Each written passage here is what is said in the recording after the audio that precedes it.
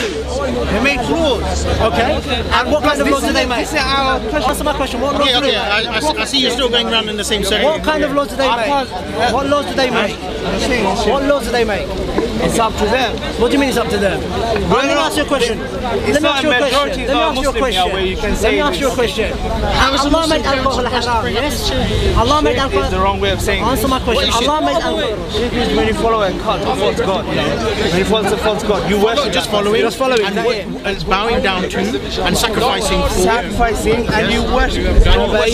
So now, how they allow it. They don't say that all Muslims should have alcohol. That's irrespective. That's irrespective. Doesn't matter. Do you recognize that law? Do you recognize that law?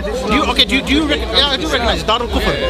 Darul Kufr. Do you recognize that the false gods are not worthy of worship? Because you can't be Muslim without that. No, but do you mean? Let me speak, and then you'll speak. All right? I'm gonna speak, and I won't cut you, and you won't cut me as well. And we can have a good discussion that way, all right? When we say La ilaha illallah, what does that mean? As a question, I'm bringing. No God. No. Yes, I'm saying there is no God. Let's go. Alright, so let's go back to the first point. Let me go back to the first point that I made. Do you understand? No, I don't understand that. And I don't think you understand the kalima, the shahada. Yes? If it was something true. Okay, look, he's bowing down to an idol. He's bowing down to an idol, associating a partner with Allah.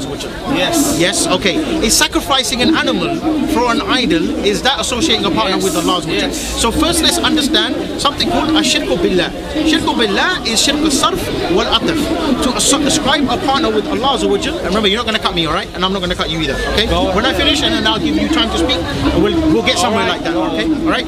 So, Shirk al-sarf wal-ataf is to ascribe a partner with Allah, to say God is the creator and man is the creator, or we can say that God is not the creator, but man is the creator. So to combine with or to direct to somebody else.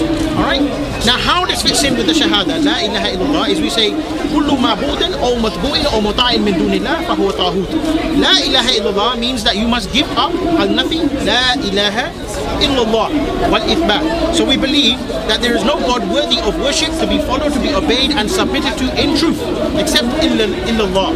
And when we give up those false gods, we believe that they are batil, they are falsehood. I know what it means. Okay, I'm explaining to you, right? Good. I'm trying to come common ground with you, right? And then we can go move forward with the discussion, right? We believe those gods are falsehood. We keep distance from them, all right? And this is backed up with ayat inside the Quran. All right, distance from them. Ijtinab. Hold on. No, I'll give you the verse inside the Quran. No. Yes. We don't keep. Yes, we keep distance away from the false gods. Do we? Of the deity, the false god, the false god, the false idol. The people themselves. And them as well. You should go give dawah to them. Yes, but we don't mix with their own with their own deen. Although who said we're mixing? Yeah, let me finish the point here. كل معبود أو متبوع أو مطاع من دون الله فهو طاغوت. Ibn Qayyim al-Jawziyah, he said, and he's 7th century scholar, that the Taghut is a false god that people bow down to, worship, submit, and follow, and that could be anything that you follow, anything that you obey, and anything that you submit to instead of Allah. Right? It could be anything, right? We believe that a false god can be anything. Wait. No. The false god can be. No, you wait.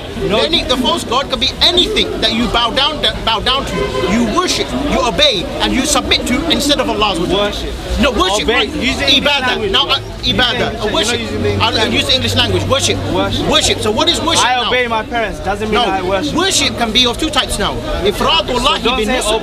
Ifradullahi bin hukum wa tashriq. Okay? Worship is giving food to them, pray to them, and giving anything which is an exclusive right of Allah to somebody else. Exclusive rights. Right. Allah has particular rights over us that we bow down to Him and we pray to Him. Right? Raku and sujood when we make our own salah. Right? If we make that to somebody other than Him, then that's shirk. Right? We accept that. Right? And if we accept the fact that if you worship Allah, He ordered us to obey. Forget about No, why not? You obey your parents. Yeah, we obey Allah. You obey the our parents. You obey the Muslim Ummah. Yes, and Allah said, and have obedience to Allah, obey the messenger, and those in authority, wal ulil amri minkum, and those in authority over you, meaning the scholars as well as the rulers over you as well, right? Provided what? There's a condition. Now, Abdullah ibn Masud, he explained in the tafsir of Ibn Kathir of this ayah, is that they obey Allah. More than that, we have a principle. We don't obey the creation where there's disobedience to the creator. This is is called something. When we do that now, that is called shirk ta'a, shirk of obedience. I'll give you a verse inside the Quran, 2 verses to explain everything I've just said to you now.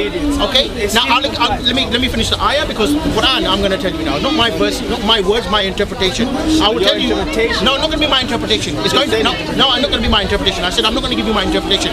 I'm going to give you what Allah said, and then I'm going to give you what the Prophet said in regards to this. Rasulullah sallallahu alaihi wasallam, he recited a verse inside the Quran, Surah At-Tawbah, verse 31.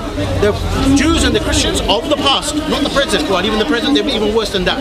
They took their rabbis and their monks as gods besides Allah. Adi ibn Hatim, he was a companion, he was a new Muslim. Out of his ignorance, he came and he was wearing a cross around his neck, which we can agree is not allowed as a Muslim to wear a cross around your neck. Agree? Okay. Now when he came to Rasulullah sallallahu alaihi wasallam, look to the verse, he said, the Jews and the Christians, they took their rabbis and monks as arbab min dunillah. Arbab is someone who gives verdicts instead of Allah. Yeah? Or gives verdicts min dunillah. They give verdicts instead of Allah. Then he recited the whole of the surah. After he finished, out of his politeness, Adi ibn Hatim, he said, Ya Rasulullah, we didn't obey them, we didn't worship them, we didn't worship them, we didn't bow down to them. He said, did you not obey them when they made haram halal and halal haram? He said, indeed. He said, that is, I'm telling you, this is the shirk. When you obey them and you recognize that law and order. When they gave dawah? The Prophet said, yes, I'll tell you when they gave dawah. I'll tell you when they gave dawah. When the Prophet sent out people, yes, he said, follow their law.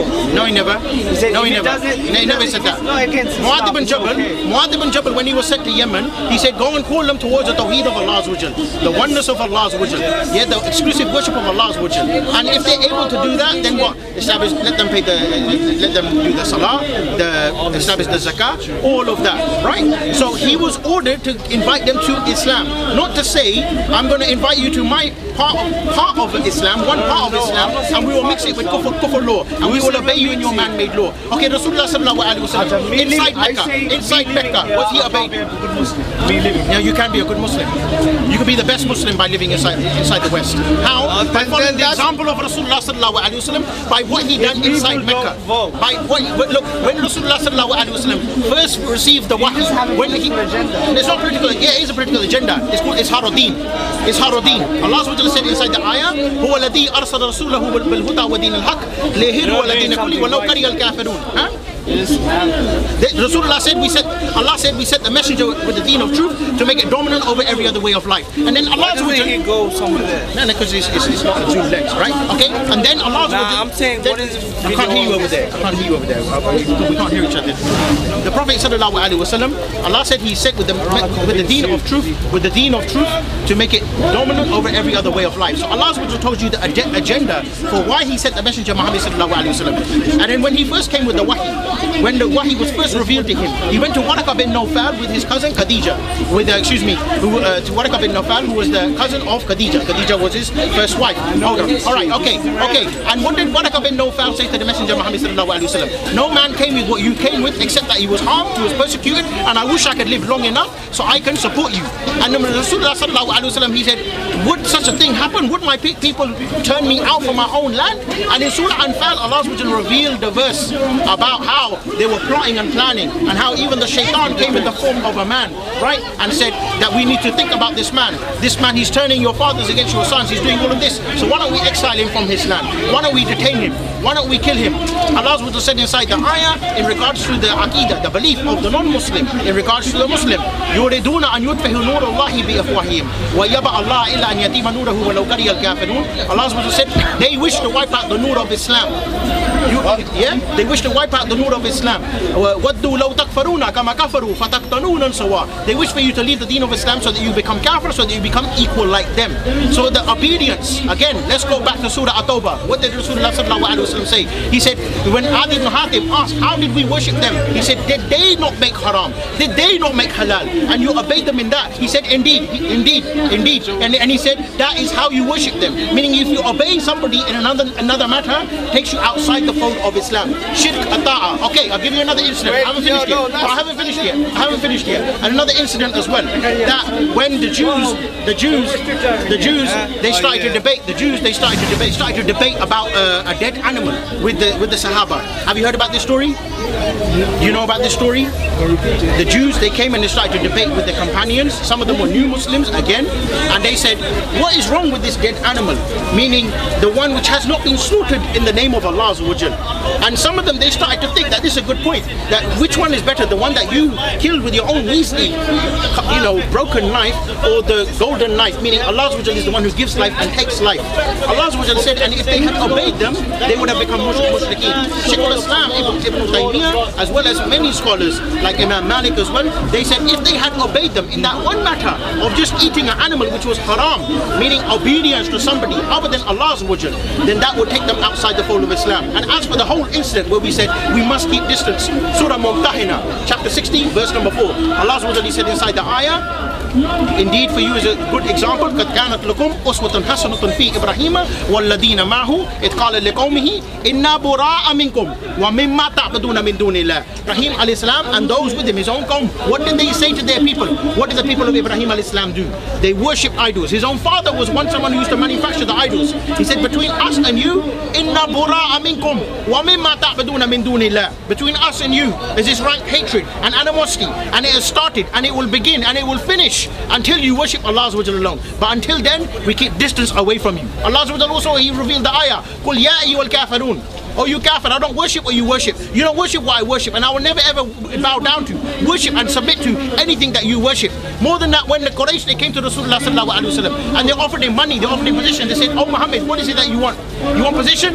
We'll make you king over us. You want prime minister? We'll make you prime minister. How about we share power? We have power one year, you have a power another year. He said, he rejected this. All of this interest and benefit that came to him, he completely gave it up. You know why? Because the matter is a matter of at-tawheed, of worshipping Allah Azza wa Jal, believing He is al-Hakam al-Adl, and that is the exclusive right of His. If we give that to anybody other than Allah Azza wa Jal, we become mushrik, we leave the fold of Islam, we become kafir, we become murtad. And that is from the nawaqid al-Iman, the matter which takes you outside the fold of Islam. We need to study this. We need to know what keeps us inside the fold of Islam. If we don't know what keeps us inside the fold of Islam, we become kafir. Abdullah ibn Abbas, he said, وَكَفَرُوا وَالْحَيْثُ يَعْلَمُونَ. And people, they become kafir without to even know. Sallallahu alayhi wa sallam, he said inside the hadith, which he said, start to do the good deeds, for a time will come when a man, he will wake up as a Muslim and go to bed as a kafir, and vice versa. He sells his deen by any miserable price of the dunya. How? By giving the legislation, which Allah Azza wa Jal, He said, إِنَ الْحُكْمُ إِلَّا لِلَّهِ. The right of legislation is for none but Allah Azza wa Jal. أَفَحُكْمُ الْجَاهِلِيَّةِ يَبْغُونَ وَمَنْ أَحْسَنُ. Allah Azza wa Jal, He said, and do they seek the laws of Jahiliyyah?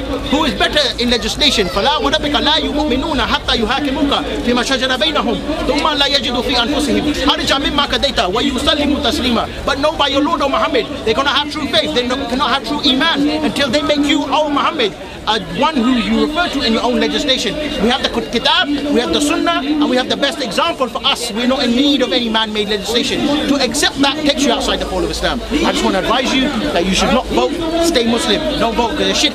And you can't give me any verse inside the Quran. You can't give me any hadith, which I've given you everything. I give you more. I give you more ayat if you want. Allah said in Ma'idah 44, those who do not rule and judge by Islam, they are al-kafirun, al-dalimun, al-fasiqun. Allah also said inside the ayah, verily the fasad, the corruption is manifest on the land and the sea by what? By what man He makes with His own hands. What do they make inside the parliament? They don't make kebab, they don't make love, they make law and order. By accepting that law and order, by voting for that law and order, you are believing that somebody has the right of legislation. In al-hukmu illa lillah. The right of legislation is for none but Allah, not for any man, ever. Every child yes. The life of the Prophet. Yes. Yeah. What did he do first? He done da'wah. What's the first thing he did? The first thing and the last thing that he done was he called to Tawheed. Allah said inside the ayah, وَلَقَدْ بَعَثْنَا فِي كُلِّ أُمَّةٍ رَسُولًا أَنْ نَعْبُدَ اللَّهَ وَاجْتَنِبُ الطَّاغُوتَ. Allah told you what Rasulullah done. The first thing that he done, as well as what Ibrahim done, Musa al-Islam done, Lut al-Islam, Noah al-Islam, Isa al-Islam, and all Anbiya and all Salihin and all Siddaqeen, what their mission is to call people, worship Allah and stay away from Taghut. He didn't never worship any of their idols, he didn't accept any of their idols. In fact, he called for a revolt against idol worship and that he worked against them. وَقُلْ جَاءَ الْحَقُّ وَدَحَقَ الْبَاطِلِ. In the conquest of Mecca, Rasulullah sallallahu alaihi wasallam entered with his own companions and ordered the Sahaba to destroy all of the idols inside the Kaaba. They said, oh Muhammad, give us a couple of days, give us maybe a week, just for us to accept, just for us to continue and gradually give it up. No gradualism when it comes to the tolerance of shirk. There is no tolerance of shirk. No tolerance whatsoever. No tolerance. No tolerance for shirk. How can you say voting? Yes, because this is voting for man-made law, and that voting for man-made law is something actually outside the fold of Islam. Yes.